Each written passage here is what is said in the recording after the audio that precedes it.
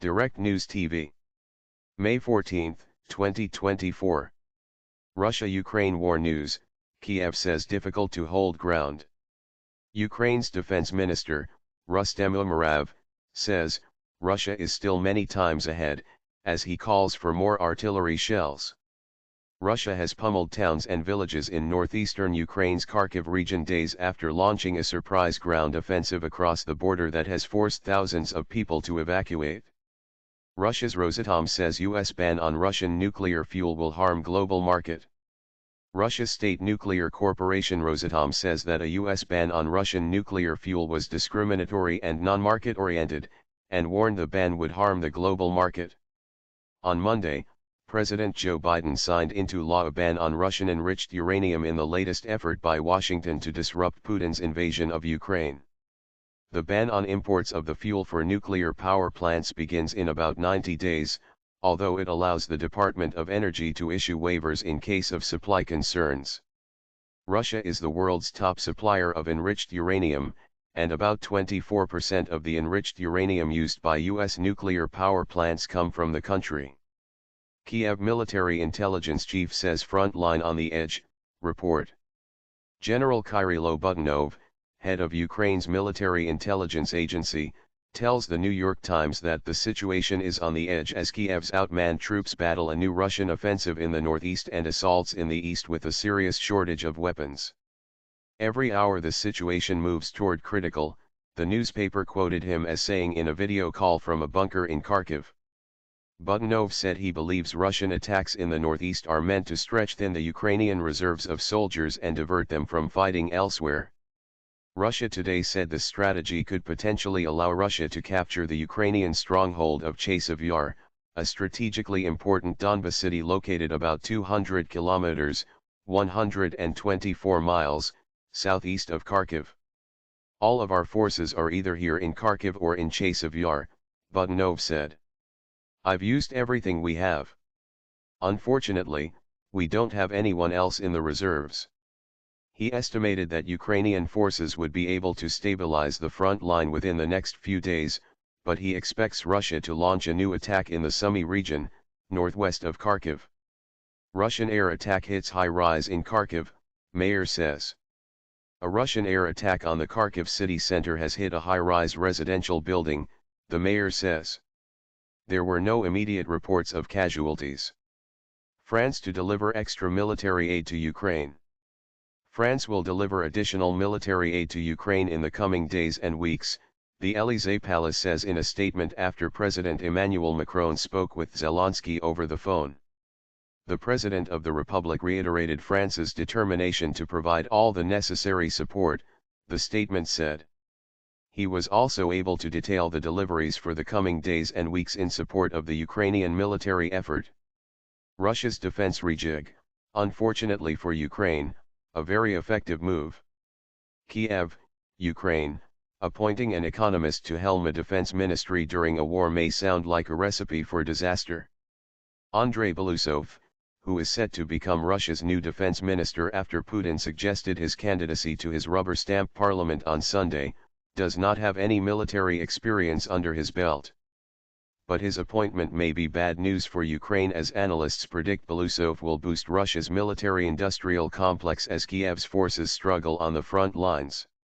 Ukraine's defense minister calls for more artillery shells. Ukraine's defense minister, Rustem Umerov, has called for more artillery shells as Russia steps up attacks.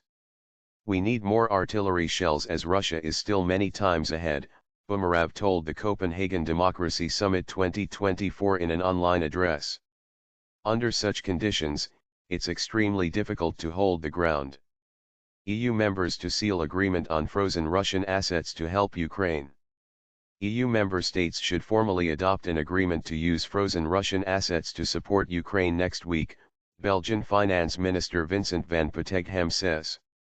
No new mobilization of Russian troops is planned, says Belousov. Putin's nominee for defense minister, Andrei Belousov, has said there will be no new mobilization of Russian troops, but that the enemy is learning fast and Moscow needed to be ahead. He said it was imperative that Russian soldiers have the most modern equipment, including drones and communications equipment, and sufficient ammunition. Russia's main task is to achieve victory on the battlefield in Ukraine with minimal loss of troops, Belousov said, adding that Russia would ensure defense spending was used more effectively. Russia put submarine-launched Bava Intercontinental missile into service, report. Russia has put its submarine-launched Bava Intercontinental ballistic missile into service, state media has reported, a key element in the modernization of its nuclear arsenal. TASS news agency quoted the missile's chief designer Yuri Solomonov as saying its adoption was announced in a decree dated May 7, the same day that Putin began a new 6-year term in the Kremlin. Putin has warned the West since the start of the war in Ukraine that direct intervention by NATO troops there could trigger a nuclear conflict. In March, he said he did not believe the United States was rushing towards this, but that Russia's nuclear forces were technically ready. The Bulava was developed under a program that started in the 1990s, and is designed to be deployed on Russia's Bore-class submarines. Ukraine trying to plug a lot of gaps. Regarding the approved U.S. military aid package and how quickly those weapons can get to Ukraine, the ground for that was laid on Monday. A call between top U.S. and Ukraine military officials in which they talked about that with the U.S. National Security Advisor Jake Sullivan, saying they are looking to up the tempo, especially on air defense units. Open-source military analyst websites are saying that Russia now has between 100 and 125 square kilometers, 39 and 48 sq miles, captured and several villages.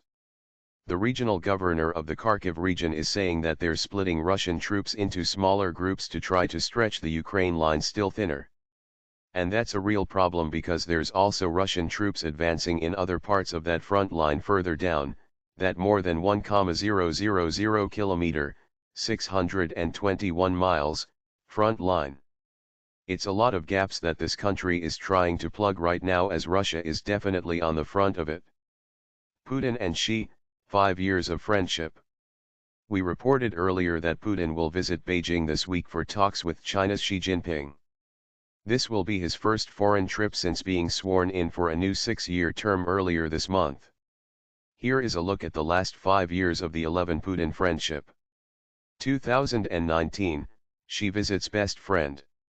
Xi paid a state visit to Russia in June of 2019, during which he praised the strong economic relationship between the countries and declared an upgrade in bilateral ties. Xi also referred to Putin as a best friend in remarks to journalists following talks at the Kremlin.